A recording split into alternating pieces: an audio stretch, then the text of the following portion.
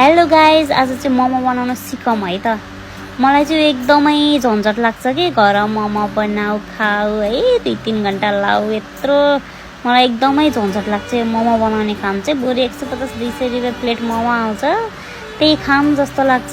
तर मलाई कहिल्यै घर मोमो बनाएर खाने जागर चाहिँ आएन कि।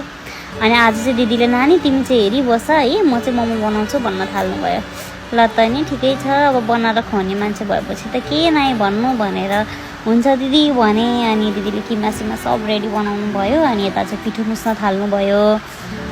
म चाहिँ आज केही गर्दिनँ दिदी, म चाहिँ रेकर्ड गरेर बस्छु है भने। अनि दिदीले पिठो रेडी बनाएर यता अचारको लागि रेडी बनाउनु भयो है। यता चाहिँ हाम्रो मिस्टर शिवाङ्क आचार्यले के पकाउन लाग्यो कतिखेर पाक्छ भनेर उहाँलाई चाहिँ एकदमै हतार छ कि म पनि खाने ल खाउला भने। तर उसलाई थाहा छैन कि मैले उसलाई दिन्न भन्ने। यस्तो हेरिरहेको हेर्नु न।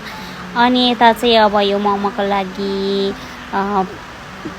पिठो बेल्नलाई रेडी भइसक्यो। यता किमा, यता चाहिँ हाम्रो एक्सपर्ट भाइ पुरा मम्मीलाई है सबै मोमो बनाउनलाई सबै पिठो यो बेलेर पुरी बनाउने काम चाहिँ उसको के है मोमोको लागि।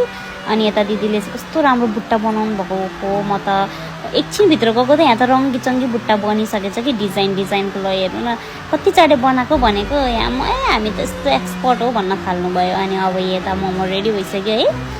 अनि यता चाहिँ अचार चाहिँ हेर्दा कस्तो राम्रो नदेख्यो पनि खाँदा चाहिँ लास्ट मिठो थियो है गाइज। अनि त्यसपछि यसरी मोमो चाहिँ सबै रेडी भयो। अनि मलाई चाहिँ अहिले खान मन छैन भनेर भाइ बहिनीलाई चाहिँ खाना लगाएँ। अनि अब आफूले त केही काम गरेन नि त, यत्तिकै खान पनि लाज भयो। अनि म चाहिँ करेन्ट बनाउँछु भनेर अनि सबैजनालाई म करेन्ट बनाएर खुवाउँछु है भने। अनि ल भनेर सबैजना मक्ख परेर ल करेन्ट र मोमो खानुपर्छ भनेर मक्ख पर्नु भयो। अनि म चाहिँ खासै धेरै करेन्ट खान्न कि है, म त्यस्तो करेन्ट लभर चाहिँ होइन। तर सबैजनाले खाँदाखेरि चाहिँ अलिकति खान चाहिँ मलाई एकदम मनपर्छ है। तर बनाउनु चाहिँ एकदम जागा रहेछ कि, किनभने करेन्टलाई धेरै दुःख गर्न परेन नि त है।